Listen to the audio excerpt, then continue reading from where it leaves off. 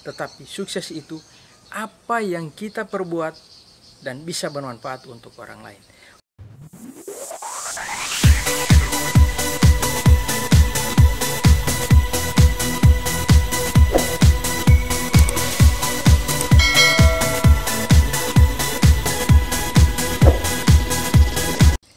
Bismillahirrahmanirrahim. Assalamualaikum warahmatullahi wabarakatuh. Salam sejahtera untuk kita semua. Di tanggal 9 Desember 2020, tepatnya di beberapa daerah di seluruh Indonesia melaksanakan pilkada serentak.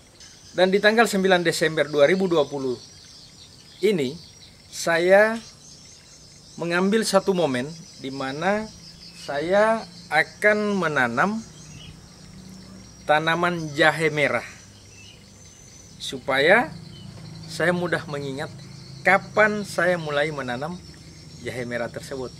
Nah, seperti apa proses penanaman ini? Ya, saya hanya membuat 40 polybag ya. Jadi saya akan menanam jahe merah menggunakan polybag. Nah, kebetulan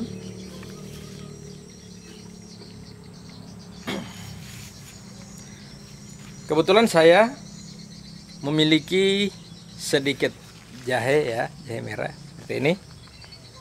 Ini saya beli dari pasar. Jadi saya sebenarnya tidak menganjurkan untuk jika Anda menanam membeli dari pasar, tapi karena ya memang agak susah mendapatkan bibit yang sesuai dengan umur yang bisa kita gunakan untuk menanam, maka saya beli dari pasar. Tapi alhamdulillah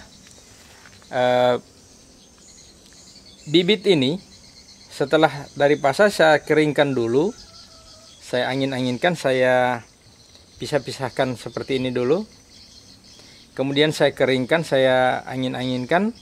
Nah, satu malam sebelum saya melakukan penanaman, saya rendam dengan bawang merah ya. Bawang merah saya cacah, kemudian saya gunakan untuk merendam rimpang dari jahe merah ini. Nah, seperti kita lihat, setelah saya rendam, ini mulai muncul. Kemarin ya saya rendam, ini ternyata sudah muncul akar-akar kecil ya. Tapi mungkin ini saya tidak gunakan sebagai bibit, tapi nanti kita lihat karena ini rimpangnya sangat-sangat kecil ya. Jadi rencananya saya akan pilih dulu rimpang yang seperti ini, yang agak-agak besar. Ini sudah mulai tumbuh tunas ya. Kita lihat sama-sama.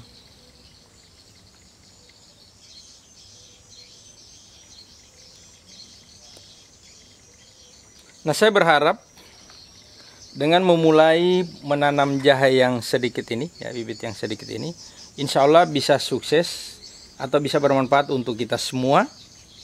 Dan saya juga doakan mudah-mudahan pimpinan-pimpinan daerah yang terpilih di momen 9 Desember 2020 ini dapat meraih kesuksesan dalam memimpin daerah di mana dia pimpin.